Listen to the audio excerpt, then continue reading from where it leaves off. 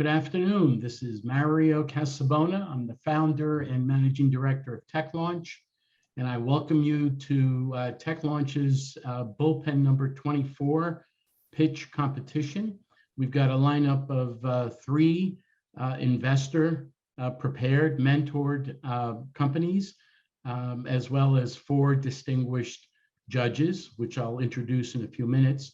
But first, I wanted to introduce Robin Baer. She's going to be our co-host. She's the strategic advisor for startups and middle market companies, and she's also my advisor and a senior mentor at Tech Launch.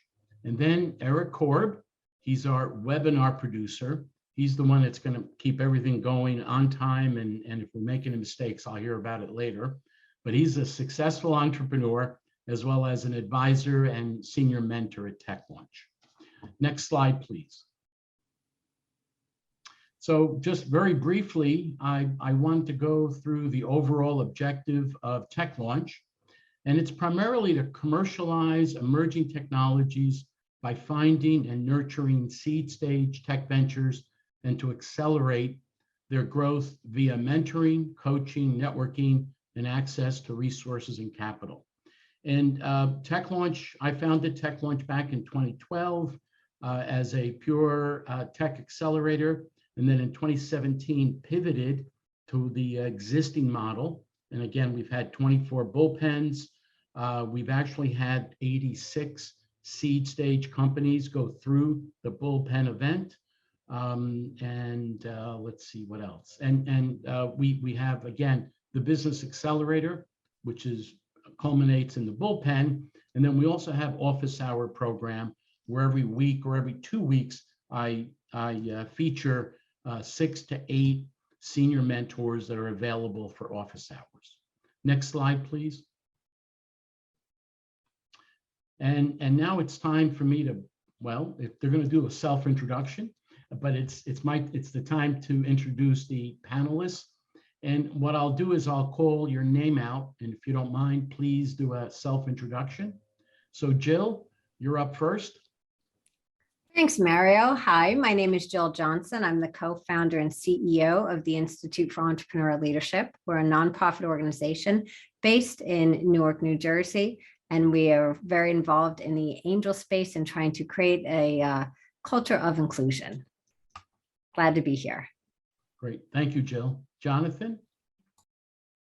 Thanks, Mario, and good afternoon, everybody. Jonathan Hakakian, SoundBoard Venture Fund. Early stage investors focus in the secondary and tertiary startup ecosystems, including New Jersey, and we're based out here. We're on our second fund, and we've been doing this for about 10 years. Great. Thank you, Jonathan. Stephanie? Thank you, Mario. Good afternoon. My name is Stephanie Fowler. I am very excited to be here.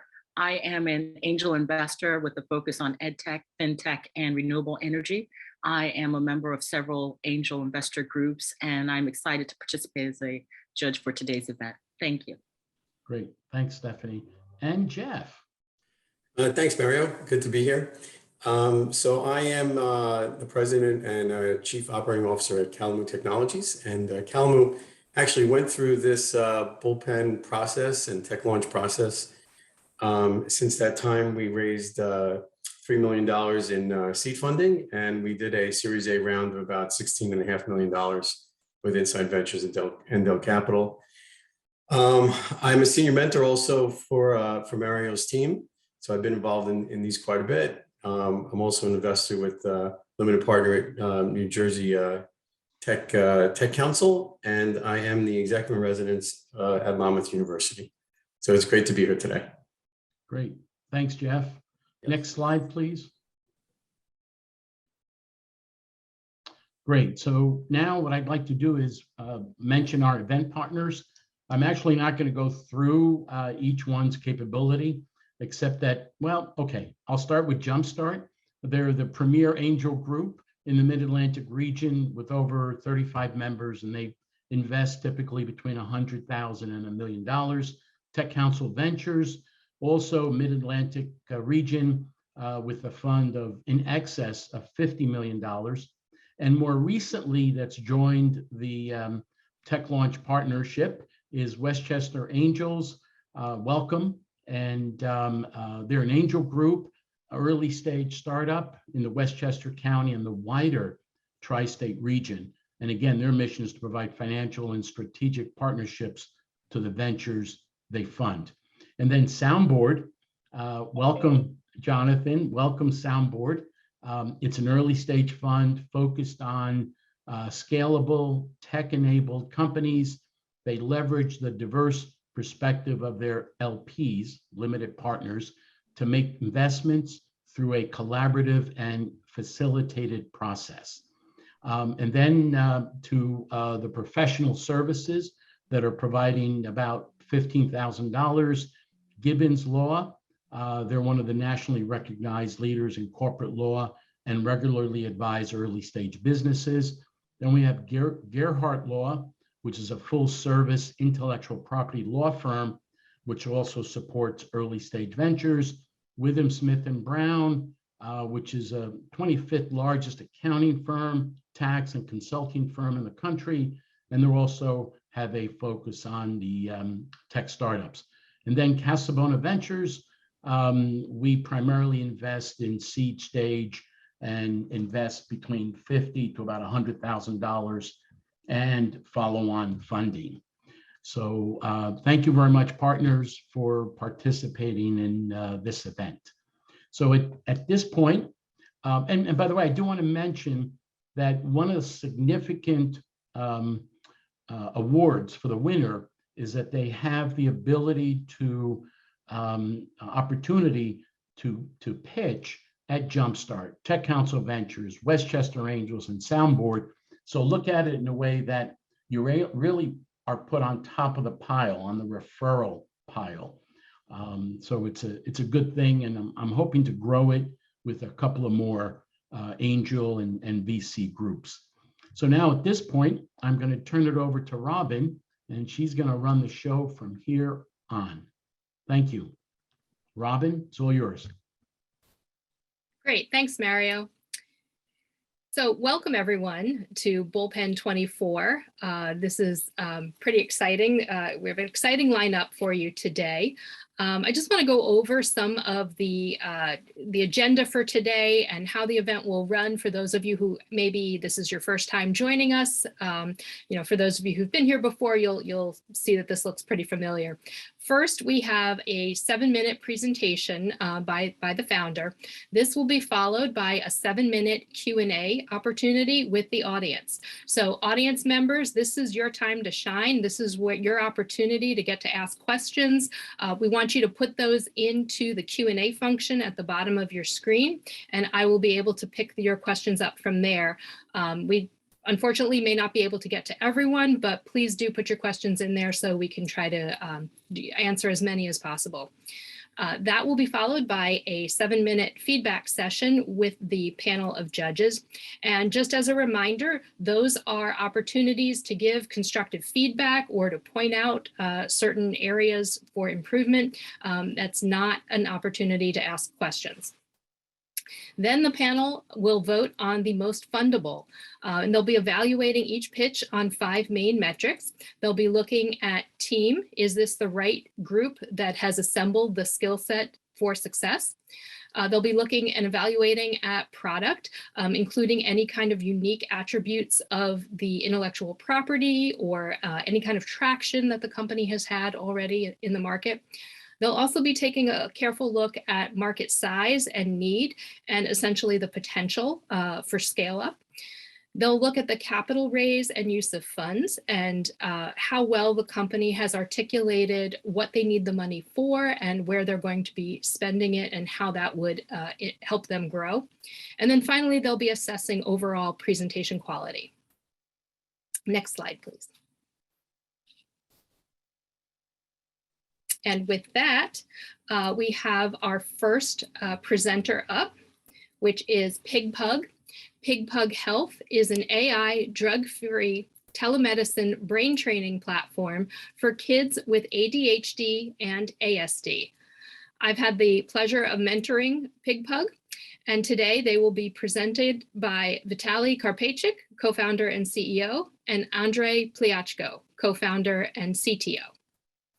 Andrei, Are you ready? Yes. Great, go ahead.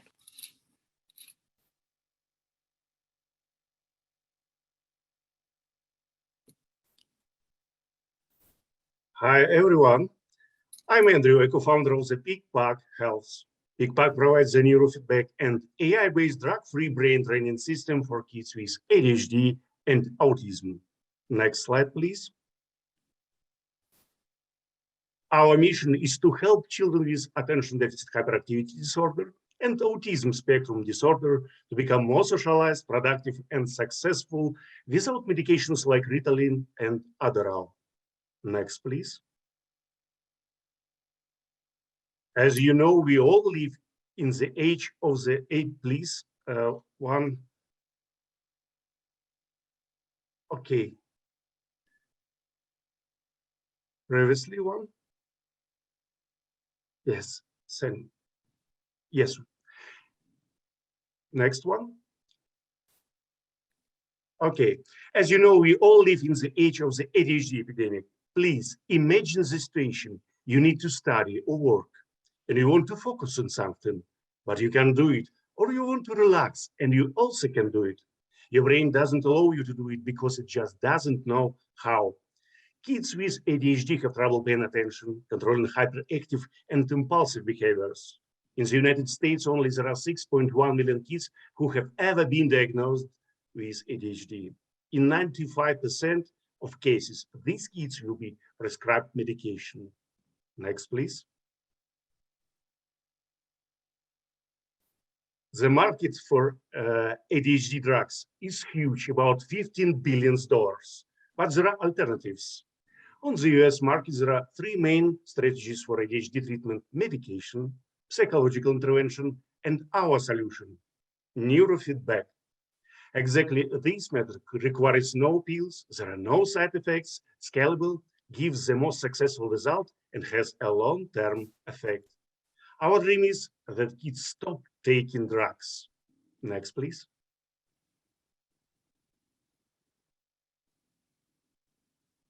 Our solution is based on neurofeedback technology. It consists of 4 parts. Telemedicine online platform connects neurofeedback practitioners and parents with kids with ADHD. Neurofeedback tutors get the information about brainwave activity from the headset in real time and can moderate the session, can support the child, or give some tips and tricks. Next, please. The comfortable EEG headset is designed specifically for sensitive children. It has 4 dry active electrodes. It sounds impressive, but it's very easy to use. The headset measures the electrical activity of the brain and transmits this data to a smartphone, tablet, or laptop. Next, please. AI systems analyzing brainwave activity, diagnose ADHD type, and suggest initial protocols of ADHD treatment and neurofeedback brain training games. A kid puts on a headset and starts playing fun neurofeedback-based games on our platform with the power of their brain. As they play, kids receive visual and audio real-time feedback on their focus and relaxation level and correct disorder symptoms, learn self-regulation skills, improve their concentration and meditation level, become more socialized, and start learning better. Next, please. We have a proof of concept. There are around 40 kids who have participated in our 10 lessons basic course. Early studies with working prototypes show successful results after 5-6 sessions. We are concentrated now on ADHD, but we are planning a future expansion into learning disabilities, anxiety disorder, depression, TSD, autism, and more. Next, please. Our toughest competitors is pharma, and we plan to bite a bit from the pharma market. We have direct competitors on the market with similar solutions. We found out all the advantages and disadvantages of our direct competitors, and together with our advisors, create a unique product. Our EEG headset and AI-driven telemedicine solution are more convenient, less expensive, and the only one specially designed for kids. Next, please. Our business model is collaborative. Growth will be built on a low-cost device and recurring subscription revenue with 3 plans. We are still actively learning the marketing model and considering a partnership with insurance companies. Next, please. And now we have a New York-based office and a R&D center in Europe. We are part of the world's biggest healthcare accelerator, Startup Health. The patent application has been filed in August of 2021. For now, 7 iterations of prototyping have been completed, and we are ready for pilot manufacturing and pilot study with 100 neurofeedback practitioners and their clients in the United States. Next, please. We are raising $1.2 million seed on a SAFE for the next 12 months to continue software and hardware development. New hires, test batch manufacturing, receive a patent and apply on FDA. Next, please. We have an amazing team. Vitali Karpeichyk, serial entrepreneur, our founder and CEO of PIGPUG. Vitali has 2 successful exits with 2 companies in the United States as the CTO. Andrei Plisko, co-founder of PIGPUG, brain fitness coach and researcher in the fields of the brain-computer interface. And also we have beautiful hardware and software developers, business developers, engineers, designers, medical doctors. Next, please. And world-class advisors. Together, we create a really incredible product that gives kids with ADHD a chance to have systematic online and offline neurofeedback therapy in a clinic or at home under professional supervision and save their parents money and time. Next, please. PIGPUG Health. We help children with ADHD live a better life. My name is Andrew. Thank you for your attention. Okay, let's go to questions. A quick research shows that recent studies have stated that screen time is having a negative effect on children's brains. ABC News reported that the University of Alberta found that by the age of 5, children who had 2 or more hours of screen time each day were nearly 8 times more likely to receive an ADHD diagnosis. How do you square that with your tablet-based solution? So the question is, how do you're introducing a solution that uses screen time. So how do you counter some of these critics? Yes, thank you for this question. And one of the reasons we work only with like since 6 till 16 or 18 years old. This is one of the reasons we work only with the school kids. We don't work with kids like under 6 years old. And yeah, we have known this this like one of the version why ADHD became so popular right now, because a lot of screen time. Yeah, that's why we start working with kids since 6 years old. And the second reason, our basic course is twice per week, half an hour per session.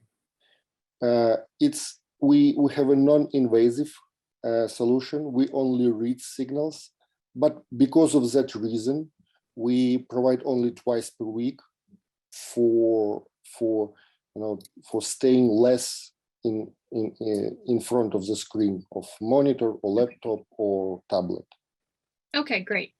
Let's move on to the next question. Can you talk a little bit more about your pricing and your packaging and your distribution channels of how you intend to get this to market?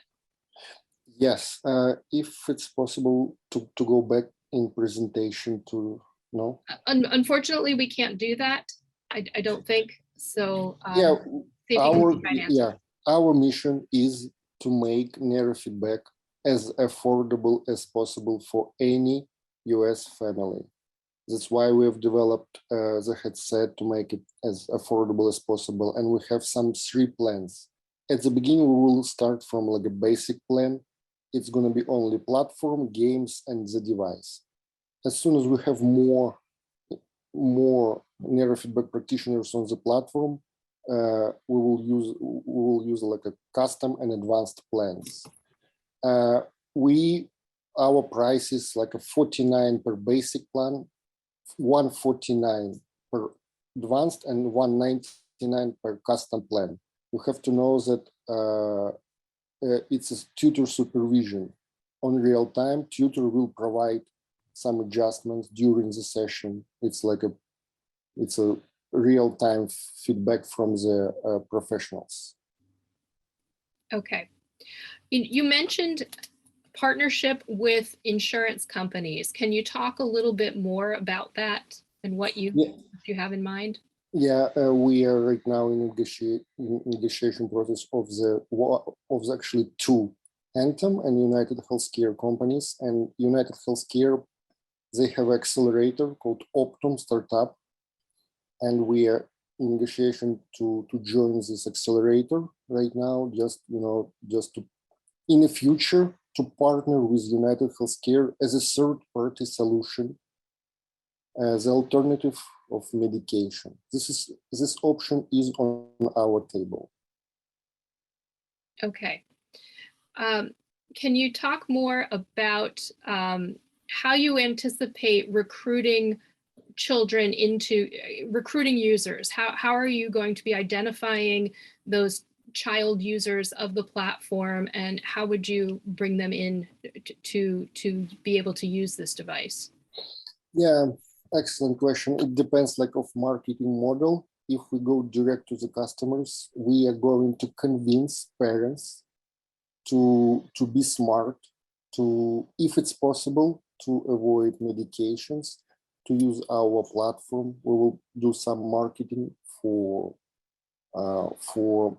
because it's not only for kids. We have to provide some knowledges. We have to educate parents that there is an alternative, and you don't have to get pills since 6 years old. Yeah, it's a marketing, it's education for a variety of people. Okay. And how long are you anticipating that those children would stay on your program? You're talking about this as a replacement and an alternative for medication, which some children can be on for many years. Once they're on this program, are they on it indefinitely for the same amount of time as medication? Or do they actually show improvement, and is there an end?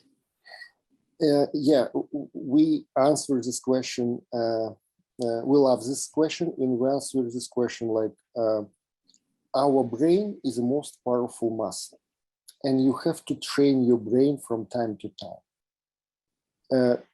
If you stop taking medication, the ADHD will go back to your head, and there is no any improvements.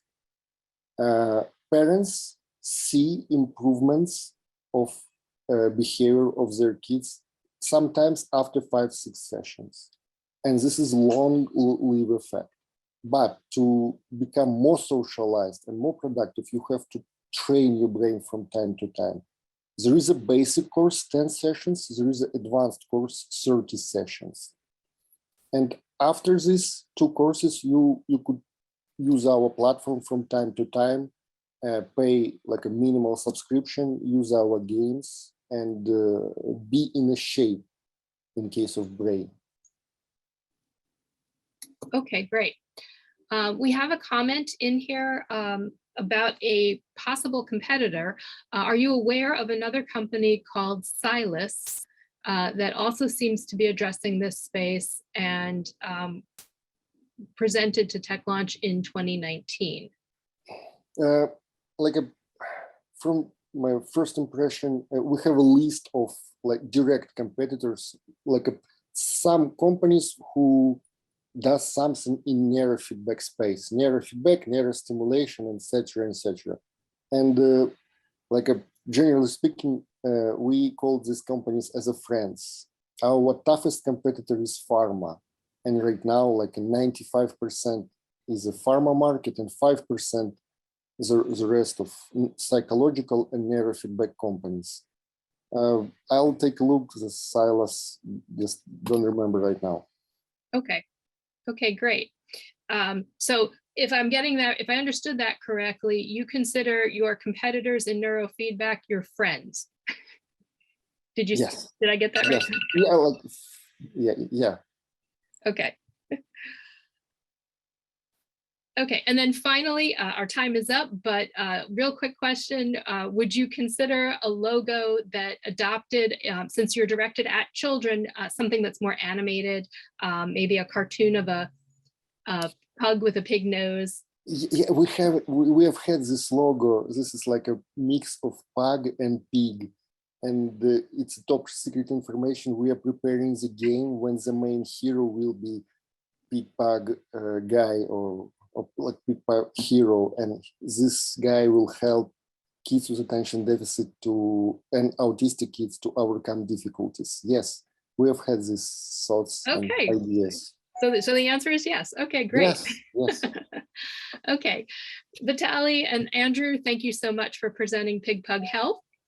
What we are going to do now is turn to our judging panel. And we would like to hear feedback from the judges. And we are going to go in order and start with Jill. So your feedback for PIGPUG Health.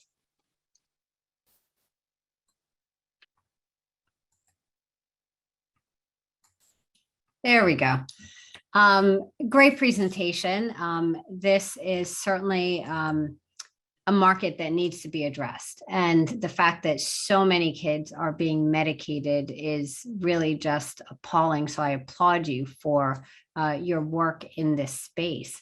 One of the things that was, I thought, very interesting was you talk about the ADHD market, but also these other potential applications and use cases for this product.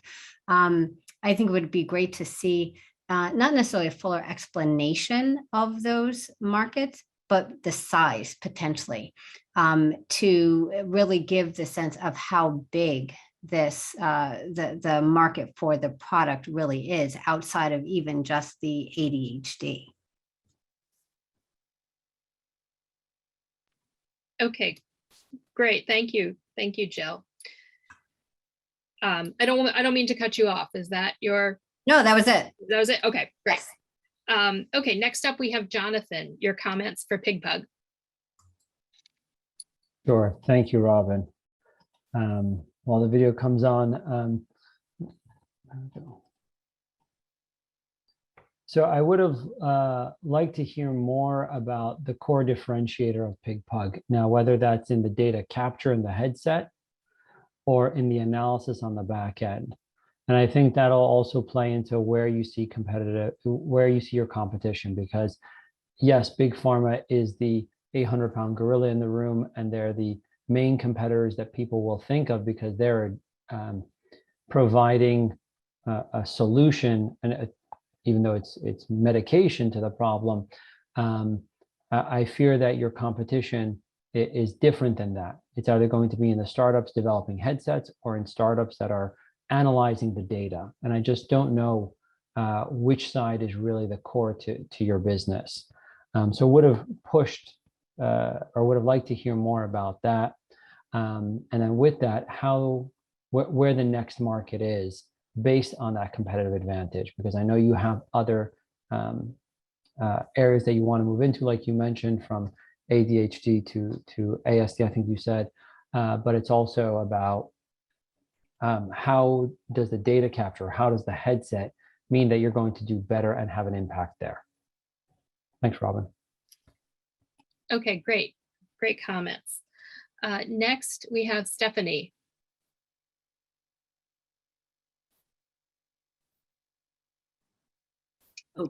Okay, while we're waiting for the video, I'm unable to start my video, so I'll just begin my comments. Okay. There you go. Okay, excellent. Thank you. First of all, congratulations on providing a product that is in a much needed service. I think that I really appreciated learning more about your management team, and I feel as though the team has a tremendous amount of experience in the med tech space, and you've assembled quite a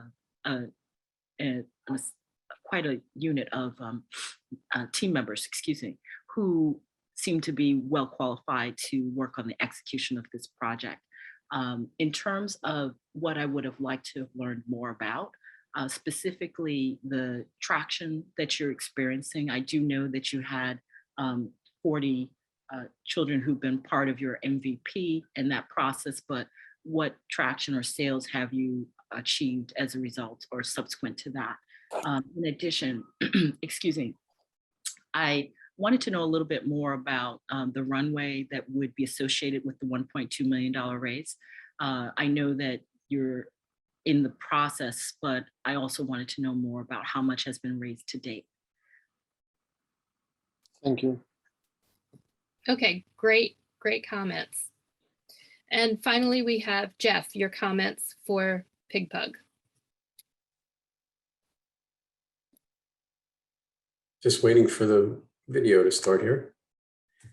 Yes, so I appreciated the presentation.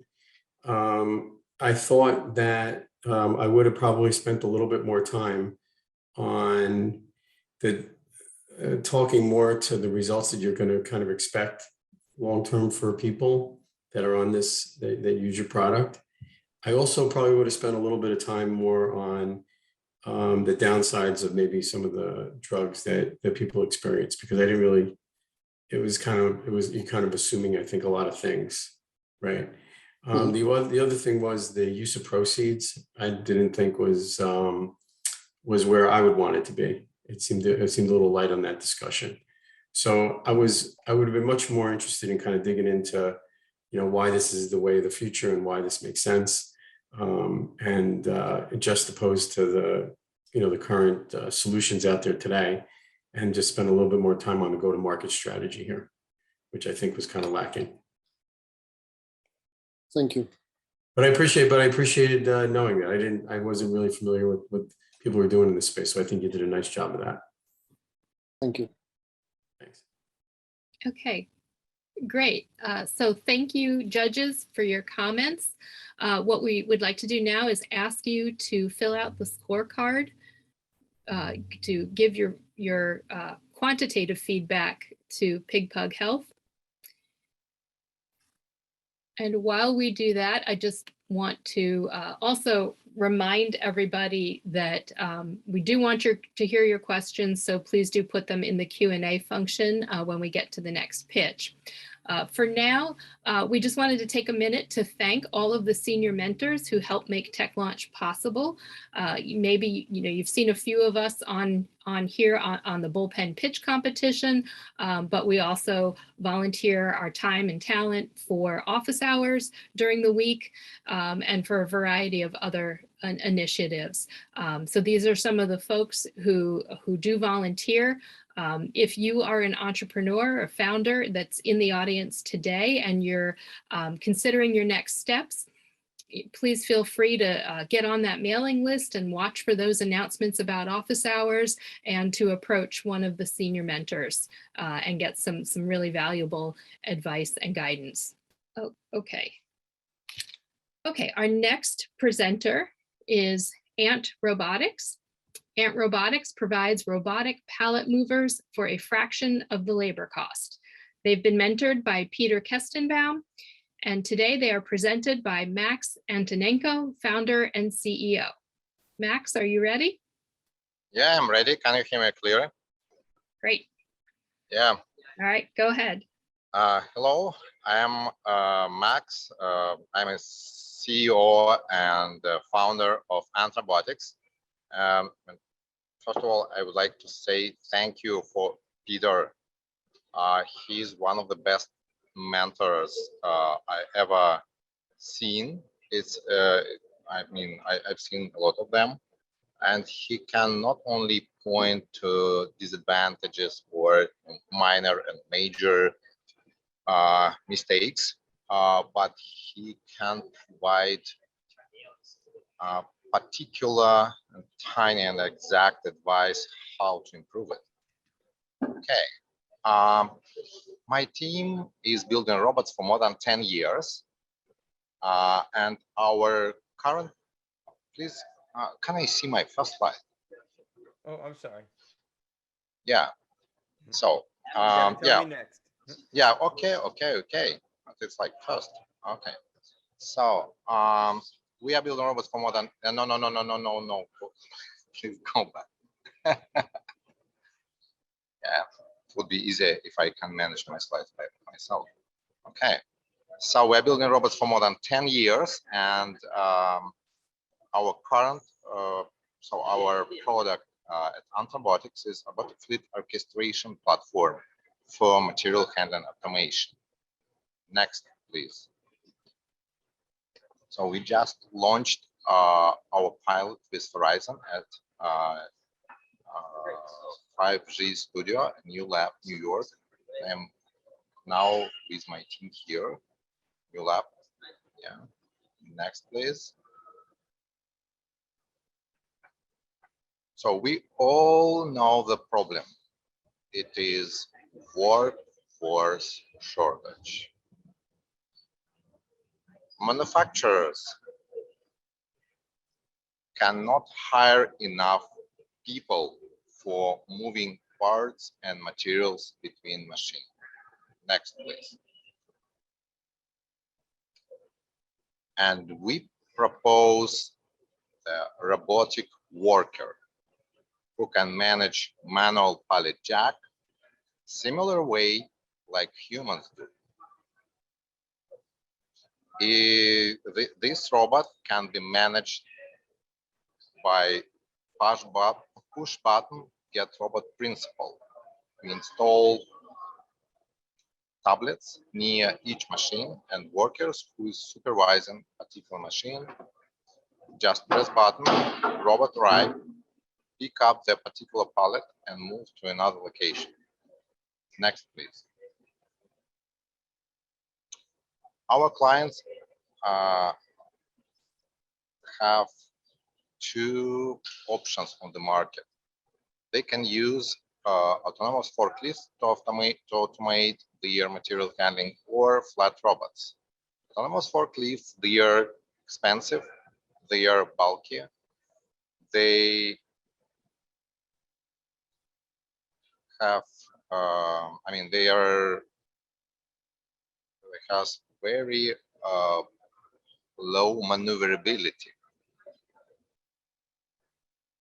Flat robots cannot grab pallets from the floor. They require pallet stations just for load and unload. And our customers hate these pallet stations because they need space to put more machines, not just this equipment. Our product combines advantages of these two technologies. Our robot can pick up pallet from the floor like autonomous forklifts. It's 2 times and more cheaper than a forklift, and it's maneuverable as a flat robot. So we can provide incremental integration as well. And the beauty of the system that it manages manual pallet jacks, which is standard, industrial standard, and can be found everywhere. And our customers not required to change their material handling process. And it's very important for them. Next, please.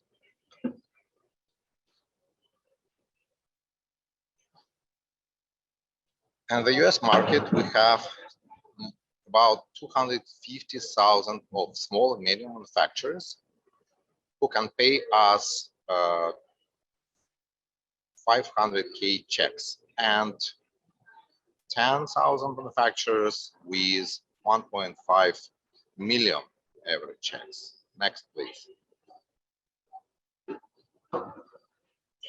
We charge our customers for our robot management and orchestration software, 6,000 per year. And also, we are selling our robots for 35K with quite a good margin. According to our financial model, we reach $100 million revenue in 4 years. Next, please. On the first stage of our go-to-market strategy, we focus on our first clients and on fine and tune our product. The second stage, in 2 years, we are scaling. We scale faster because we are leveraging third-party robots, which can be managed our robot orchestration system. And on the third stage, we are focused mainly on our software, on our software as a service orchestration system. And we are delegate all process which are not scaling to our partners, big integrators and local engineering companies. And on this fourth stage, we are exiting. Next, please. So we talked to dozens of customers, and 4 of them would like to get our robots for trial and for piloting.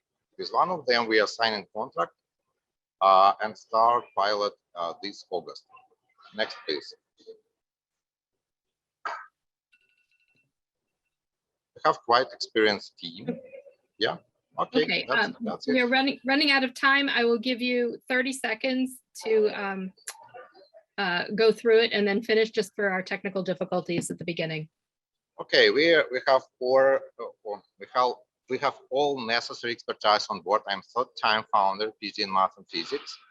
Alex, our business development guy with 20 years in Deutsche Bank, Boeing. And Anthony, expert in industrial process automation, and Anna, responsible for our finance. Next, please. So we have 8 more engineers. We are raising a little bit less than 1 million for speed up research and development, produce more robots for our pilots and for pilots execution. Thank you. Okay, great. Thank you, Max. We are going to turn this now to our audience. We'd love to hear your questions for Ant Robotics. So I am going to pull up some questions there. How does your product affect the insurance cost for your customers? Have you considered how it might impact either positively or negatively affect cost of insurance within the warehouse? So insurance, it's only the part of the expenses for our customers. So we cut cost for our customers for material handling 2 times. It means that instead of paying one worker $40K and more, our customers are paying us like $20K per year, and they have enough space to pay for the insurance as well. So means insurance is like a minor cost, overall cost. Okay. We have a question about warehouse management systems, which have been quite prevalent, and they're readily seen and deployed for a number of years now in a variety of different sized warehouses. How does your system interface with existing warehouse management systems that are already on the market?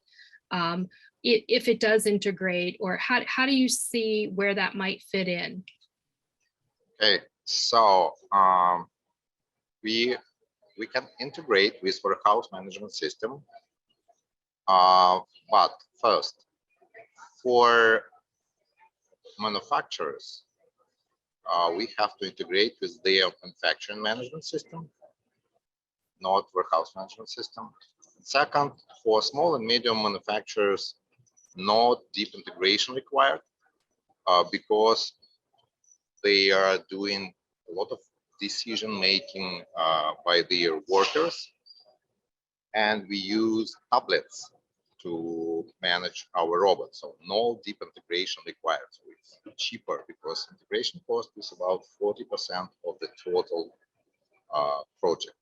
So we, yeah. Okay. Okay, great. We have a question that is diving into points of differentiation again. How is your robot different than some of the systems that are already out there? For example, the ones that Amazon uses. Oh, okay.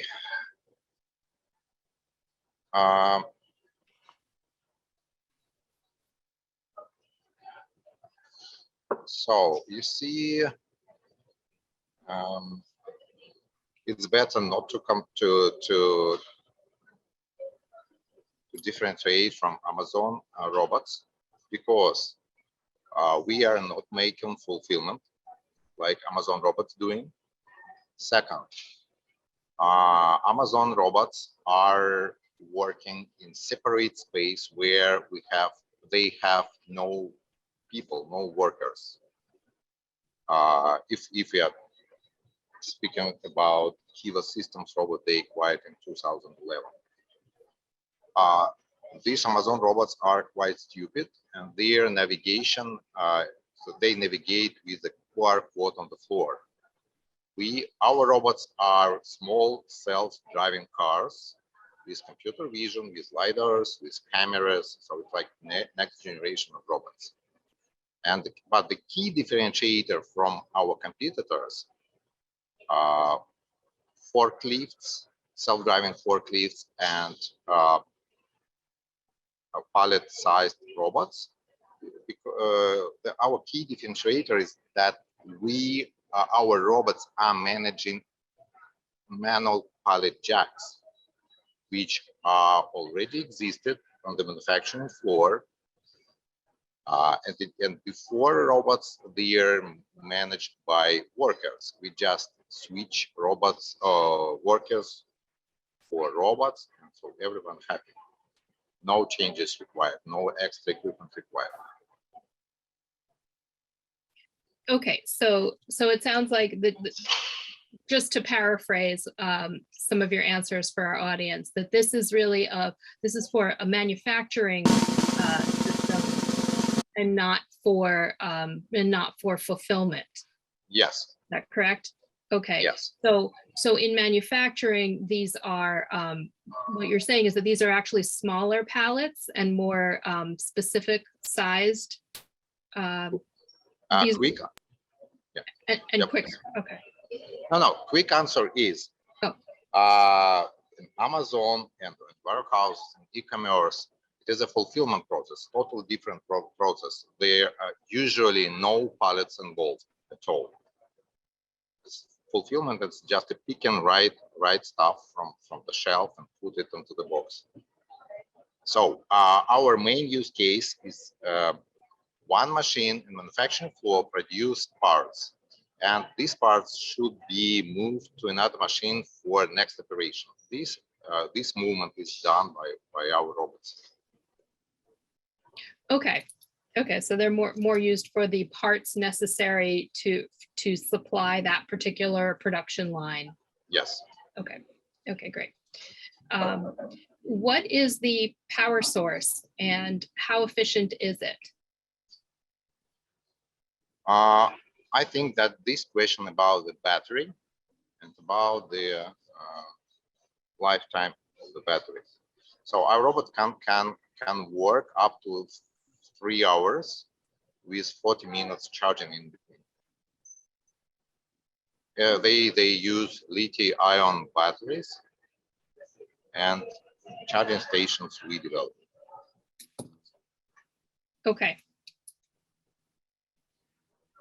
Okay, and I think we have time for one last question. Can you talk a little bit about how, you mentioned you've got 4 companies in the pipeline that you're looking to do that with. Can you talk a little bit more about what you see after that as your next step and how you see your marketing strategy? What kind of customer are you targeting and how do you plan to go after them? Well, I had a special slide for that. And so after these 4 customers and pilots with them, so we'll launch a bigger project with, we hope, at least part of them, 2-3 companies. after that, so we start more pilots and projects with other companies here in Midwest. Yeah. Okay. And I apologize, that's our time. Thank you, Max. Thank you. Thank you. Hang on, Max, don't go anywhere. Thank you to all of the audience members who contributed questions. And now we are going to turn to our panel for some feedback. And first up, we have Jonathan. Sure, thanks, Robin. And great presentation, Max. Thanks for the education there too. So really what I would have liked to hear more about is, considering the economic conditions that we're seeing today, potential downturn, and what that could impact for employment and unemployment. I'd really want to know how you're going to address those considerations and issues when it comes to pricing and asking companies to buy such a hard asset, especially because the goal is, or from what I'm understanding, the idea is that this is going to replace human beings, replace employees, but ultimately you still need people in the warehouse to do certain operations, because this isn't a full solution. So I really would have wanted to hear more about the macroeconomic considerations, considering where we are today in May of 2022. Thanks, Robin. Okay, great. Good point.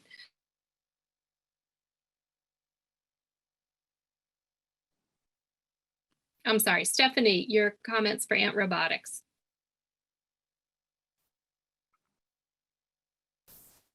Thanks, Robin.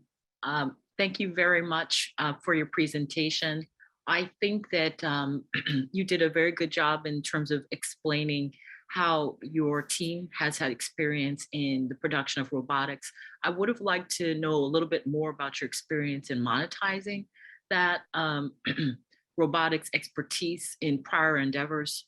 In addition, I felt as though you offered a clear explanation of how your product is different and has a unique selling proposition relative to the other robotic options that are in the marketplace. You also seem to demonstrate that there's some traction. I would have liked to know a little bit more about, the existence of patents or any patents that might be pending. And in addition, I felt that your explanation of the market was helpful in terms of your 3-stage approach or 4-stage approach to the marketplace. But in terms of the capital and use of proceeds, I would have liked to know a little bit more about how much has been raised to date. Thanks so much, Robin. Okay, great. Thank you. And next we have Jeff, your comments for Ant Robotics. Yes, so thanks for the presentation and interesting innovation. I think when you put a huge number like that on what your sales are going to be, you kind of have to give us all a little bit of perspective on how you plan on getting there. So especially since you're kind of starting from a standing start. So and then with that, it was and with the market being so big, it just was too much white space for me to kind of understand how you were going to get there. And how you were going to kind of capitalize on that. The second part was that in the go-to-market, I was curious about, when you were selling this, what did you think the ongoing lifetime value of a customer would be at those 2 markets that you identified? So I think that would kind of help lend itself to the ability to kind of get to that market. And then the other part was when you put a big number like that, I think you have to say, what you have to give us a little bit of an idea of what comes next, because once you start getting a lot of business in that area, next thing you know, you will have different competitors who are going to be making it harder and harder for you to kind of win at that space. So how do you kind of keep differentiating yourself? So I think once you put that big number out there, you kind of have to, I think, back it up with something more and have the use of proceeds kind of talk to how far those use of proceeds will get you in that slope that you presented. So those would be my comments. But I appreciate the presentation. It was good. Yeah, Jeff. Great, Jeff. Thank you. Yeah, good points. Jill, your comments for Ant Robotics. Thanks. Really innovative, and this seems like it has a lot of potential. A couple things I would have liked to have heard more about. One, following on what Stephanie said, building upon that, what prevents someone from copying this once it is successful? The other thing is, you mentioned replacing workers. How will that work in union shops? I would have liked to have heard more about that. If a shop is union, can you just simply fire workers? Or does that mostly come from attrition? And then I would have liked to also hear your thoughts of, or if there was a plan about maintenance for the robots. And is that, would that be a revenue stream and a core revenue stream? Could that revenue stream be quite significant going forward? And then how you would scale that maintenance on a longer term basis. Jill. Thanks, Robin. Thanks, Max. Great, Jill. Thank you. Yeah, great comments. Good points. And this is part of the reason why we like to put a panel together, because we get good points and feedback from everyone, and everyone seems to pick up on something different to offer. So judges, what I'd like to ask you now is to fill out the scorecard for Ant Robotics. And while we do that, next slide, thank you. So as many of you may have found us online, there are many ways to connect with Tech Launch. Visit our website. If you're a founder in the audience today and you've got an idea, feel free to reach out, email us. If you're a representative of the media, please contact Norma. She's got press release and media information for you to use. And then follow us on Twitter, Facebook, and also LinkedIn, where you will see our announcements about upcoming office hours, upcoming pitch competitions, and other activities that we might be running for really to help support the entrepreneurial ecosystem here, primarily in New Jersey, but on the East Coast and beyond. And just as a reminder to our audience members, please put your questions in the Q&A. If you are sticking them in the chat, I may not be able to see them, but in the Q&A, I should be able to pick them up in time for our third and final presenter of the day. For our last presenter, it is Syber GRC. Syber GRC helps regulated industries achieve compliance at an affordable cost through our patent pending technology. At Syber GRC, we are all about finding smarter, better, and faster ways of curbing the data breaches and help enterprises mitigate data vulnerabilities by assessing, analyzing, and identifying high-risk data exposure across the business value chain. They were mentored by Ratan Agarwal, and today they are presented by C. Shailesh, co-founder and CEO. Shailesh, are you ready? Yes. Can you hear me or can you see me? You are good. Okay, yeah. So thank you for giving us the opportunity. I'm Shailesh Chirputkar. I would be presenting our company Syber GRC and our patent pending product, Intelligent Data Privacy Scanning, that is IDPS. I would like you to imagine a Fortune 100 or Fortune 500 company which has operations across 100 countries, 200,000 employees. Imagine the amount of data that this company is selecting across the world. Imagine the compliance obligations that this company has, and imagine the consequences of data breach. So that was the scenario that I was facing when I was a CISO at a major institution, right? So when you are faced with a problem, what do? You try and get to know the extent of the problem. So I wanted to know the riskiest data assets in my company and the quantum of data that they are holding, right? and I couldn't find anything. So I tapped into my CISO network, I tapped into my partner network, market, everything. Couldn't find anything. So me and a couple of my friends, we pulled our life savings, we developed, and that's how the IDPS came into existence. Next slide, please.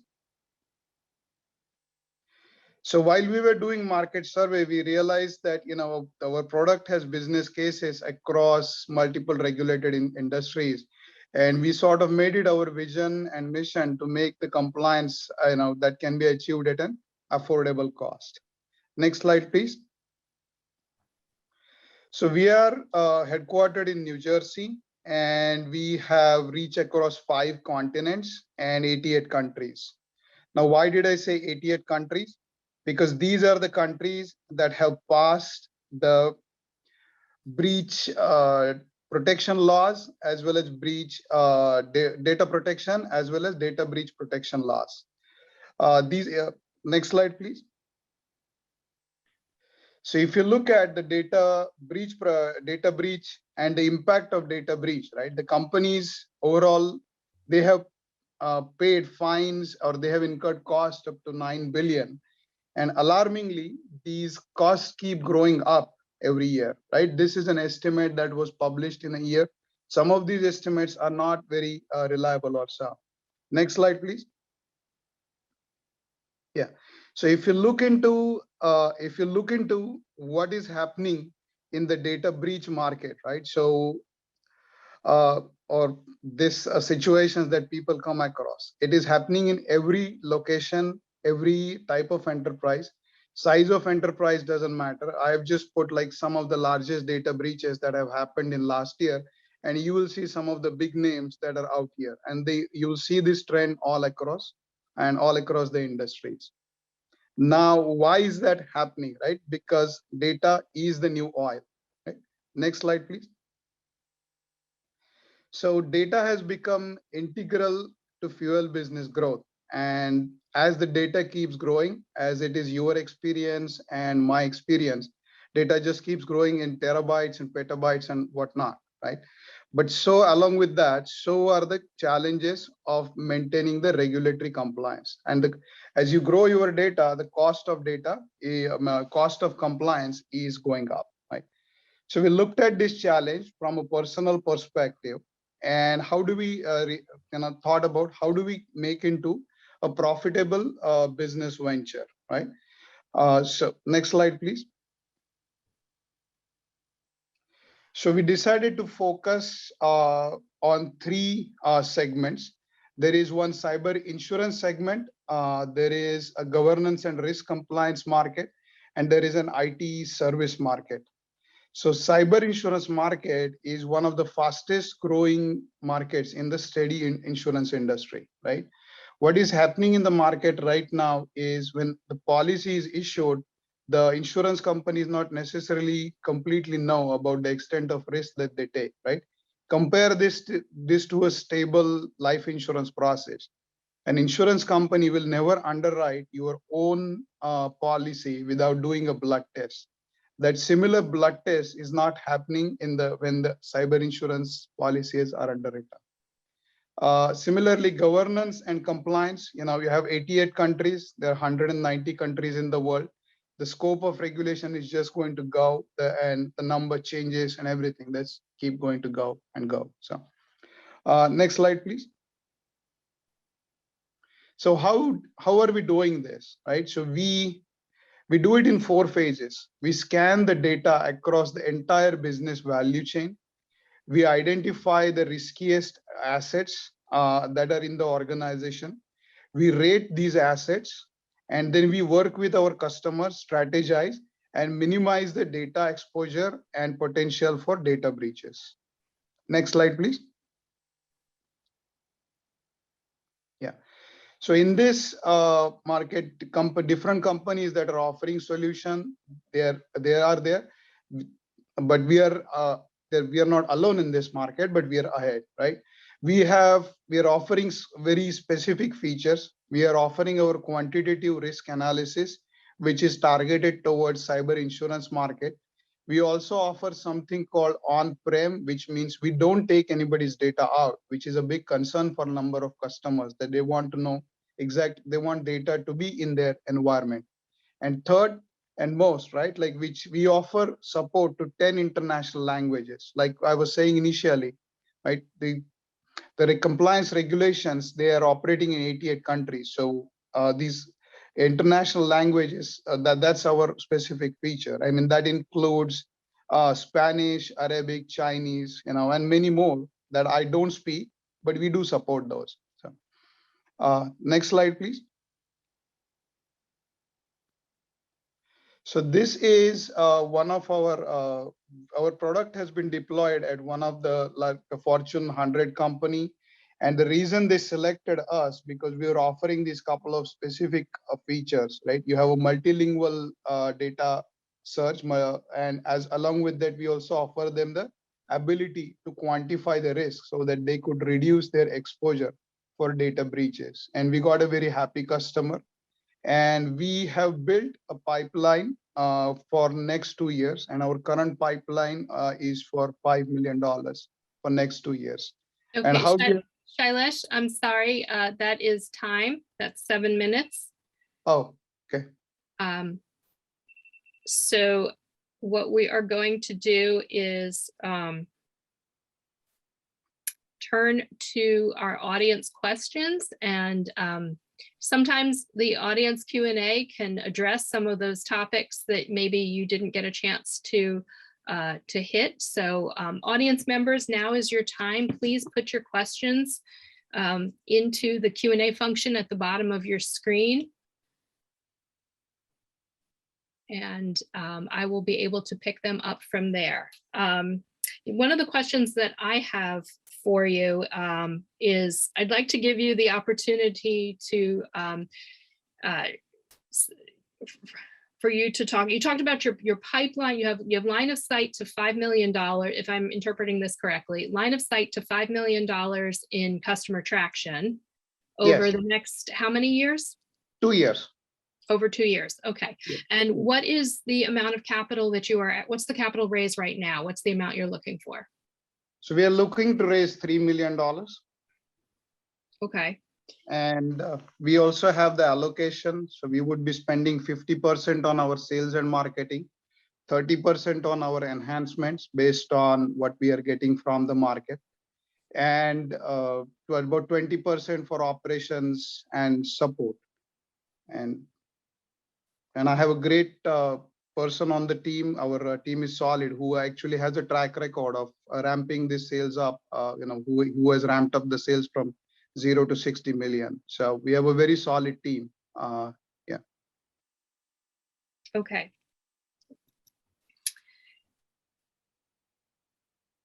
Okay, so we have a question about the technical basis of your solution. As you scan the data, how do you rate in terms of your data privacy, and how do you provide assurance that the work that you are doing is not in and of itself exposing the client to additional risk? So first and foremost, we don't take the data out of the client premises. The data always stays on the client premises. We read the data on the client machines, and then we rate those, right? And the other part of how we calculate all of this is, any person who has who wants to have a digital identity, they can have a 36 parameters, and that identity can be completely transformed in digital identity. So we add the market context to it. What I mean by that is, or location context to it. Like, if you, for example, if you have a data breach in New York or California or Europe, right, you will end up paying a lot more fine. So that data is far more valuable than anything else, as against that countries or states that don't have similar laws. So we add all of this context, and then we value the data. Okay. You talked about this being or that your first market is cyber insurance. Do you consider yourself a part of the insurtech market? Do you see this? Have you talked to insurance companies about collaborating, or have you been working with them as part of your pipeline?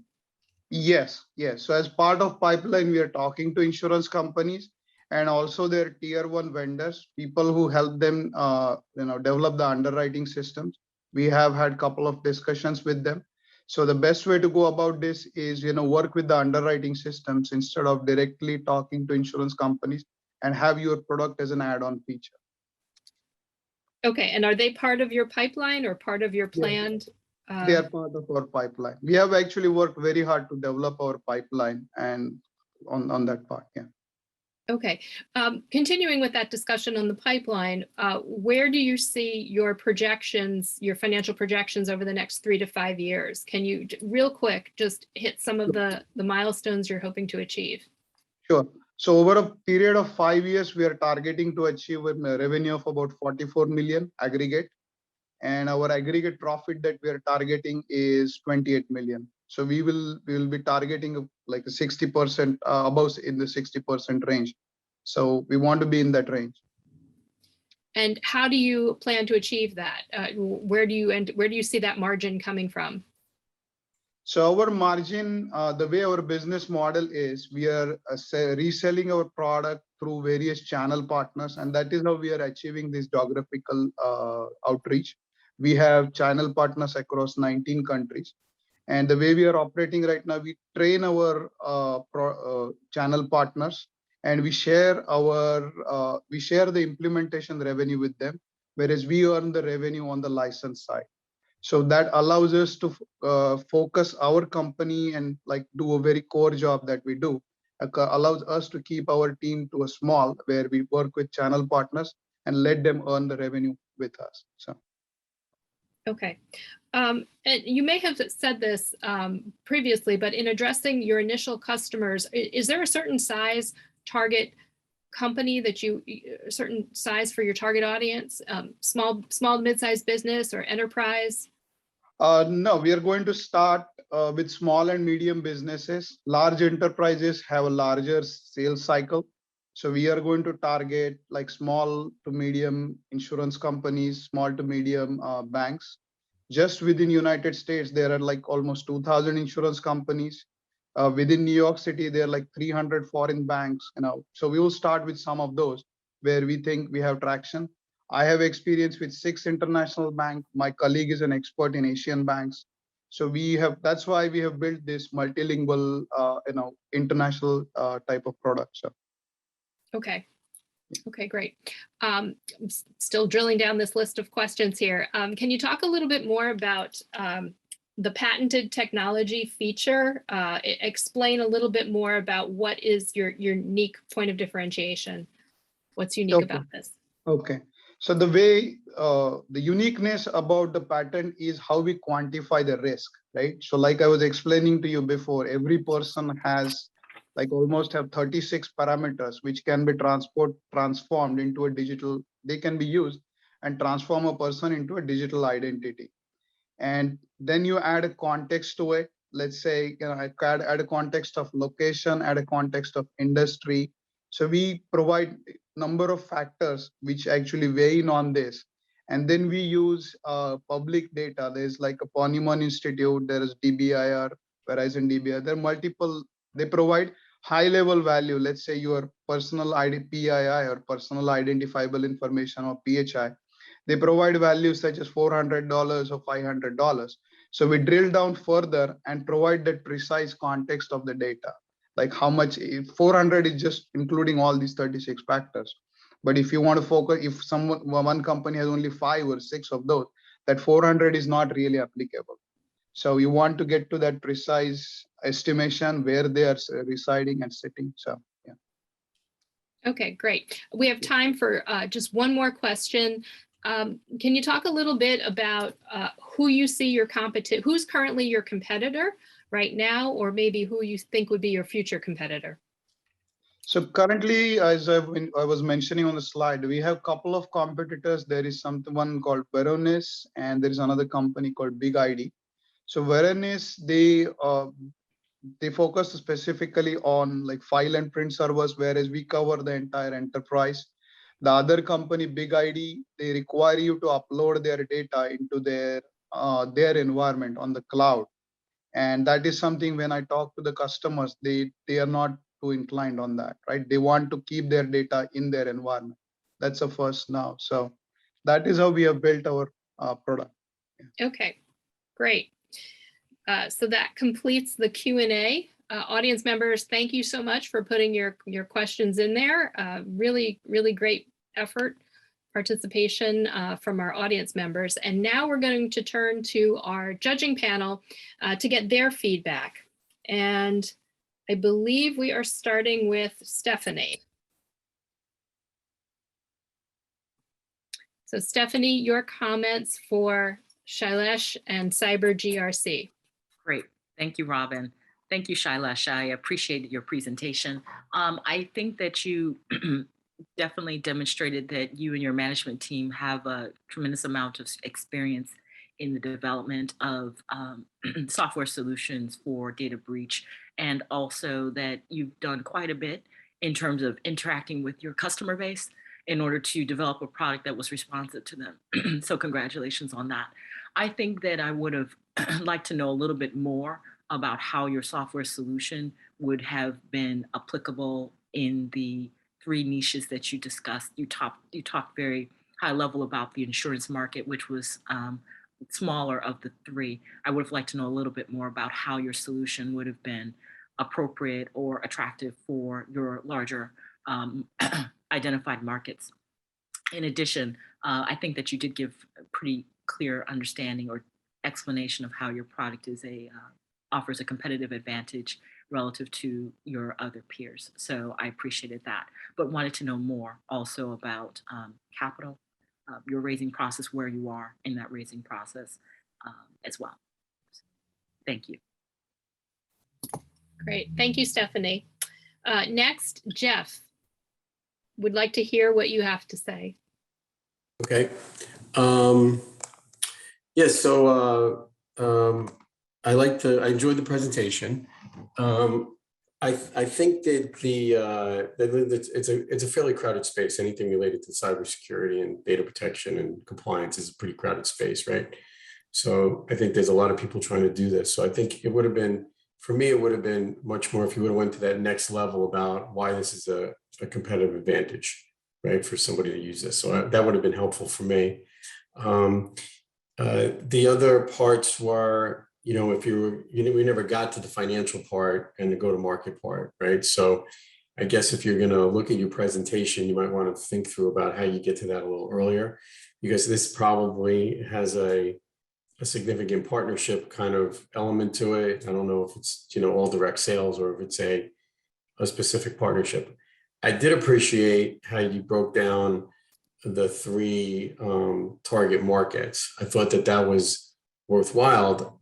I think though, what you left on the table was how you were going to go after that. I think that would have been much more valuable, or what you already had going on with either advisors or clients or pilots or whatever that kind of attached itself to those markets. So I think you started the journey well for me. I think it probably needed a little bit more of attaching it to what you already have and attaching it to how you were going to kind of get to a financial projection. So that was kind of missing for me. But I think you're obviously onto something well thought out. So nicely done. Okay, great, Jeff. Thank you. Good feedback. Jill, we'd like to hear from you.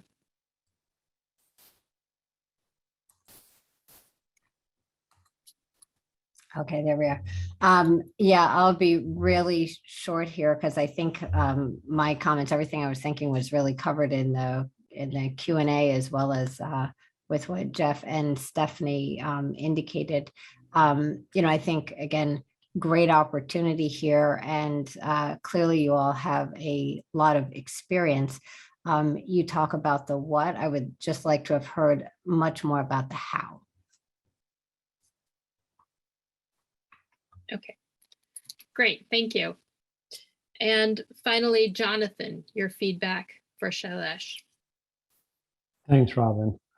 As the definite industry outsider on the panel, Shailesh, I would urge you to really work on timing and making sure you get everything into the time allotted, because a lot of the questions that I have lingering are around the slides that you didn't get to yet and the topics that we couldn't cover. And one of them that you went through very quickly, and I think we heard through in the Q&A, was $5 million pipeline, $3 million raise. So, high level, just looking at those numbers from a venture perspective, the story's not fully there. And that's why I'd urge that you work on the timing of the presentation and how you frame the story, that it's not really a $5 million pipeline, it's really $45 million, I think you mentioned, in 5 years from now. So just managing that story is really critical to fundraising. Thanks, Robin. Great, Jonathan. Thank you. Yeah, great point about that. Okay, so panelists, feel free, go ahead and fill out your scorecard for Syber GRC. I'm going to be talking in the background while you're doing that. So next slide, please. Okay, just for folks who are not familiar with TechLaunch, some of our historical figures to date. The TechLaunch name is synonymous with New Jersey entrepreneurship. It was initially established in 2012 in collaboration with the New Jersey Economic Development Authority and with regional angel investors. To date, we have served over 150 tech-focused companies and mentored more than 250 aspiring entrepreneurs. And since 2017, we have held, counting this one, 24 bullpen events representing over 86 seed stage companies. That's a lot of pitching going on. So we're really fortunate. We're glad that everyone has joined us today to help be part of the TechLaunch legacy. Next slide, please.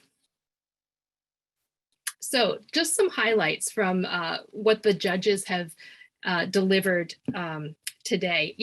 Having a panel of judges is one of the best parts about these events, because you can really hear some of the thought process and some of the things that they are focusing on and things that they're commenting on. So that's incredibly valuable to founders that are in the audience and to the founders, obviously, who are pitching today. Some of the themes that came up in this event today, core differentiation, that really seems to kind of come up in all three of the pitches. The idea of you've got a great idea or a great solution, but really what makes it vastly unique and distinct from other folks that are possibly already in the market, or how will it differentiate itself from future competitors entering? So that's something that's really got to be part of the story. It's the secret sauce. It's what's exciting about the company, and it is what gets investors excited. Some of the other themes that came up, the discussion, the importance of talking about your channels. How are you getting this to market? How are you selling, distributing, what some of your strategic partnerships might be to help you get there? Those are all things that investors want to know about. How are you really executing on this? And finally, one of the items that came up quite frequently is use of proceeds. Investors really want to know that you've put some thought into how you're using this money and where you're allocating it, and how you're going to be a good steward of their investment. So for future pitchers out there, make sure that you work on that use of proceeds slide. Okay. Just as a reminder, the prize for winning today's pitch event is an invitation to pitch in front of many different angel groups. It's you get to pitch in front of Jumpstart New Jersey Angel Network, Tech Council Ventures, and to be considered for pitching by Westchester Angels and SoundBoard Venture Fund. And we're very excited that that list is growing in terms of the exposure that you get from pitching at TechLaunch. The winner will also receive $15,000 worth of in-kind services from our event partners, Witham, Gearhart Law, Casabona Ventures, and Gibbons Law. And Next slide. I think we might even be able to get a drum roll for this. Maybe. Yes, we do. We have a winner. We have a winner. And the winner is Ant Robotics. And Max, you did a great job. Thank you.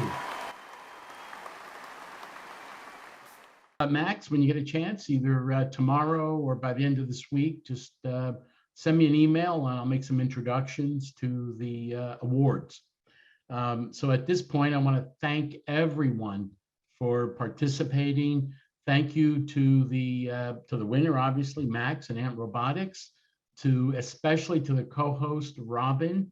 Thank you, and Eric for the webinar, working in the background diligently.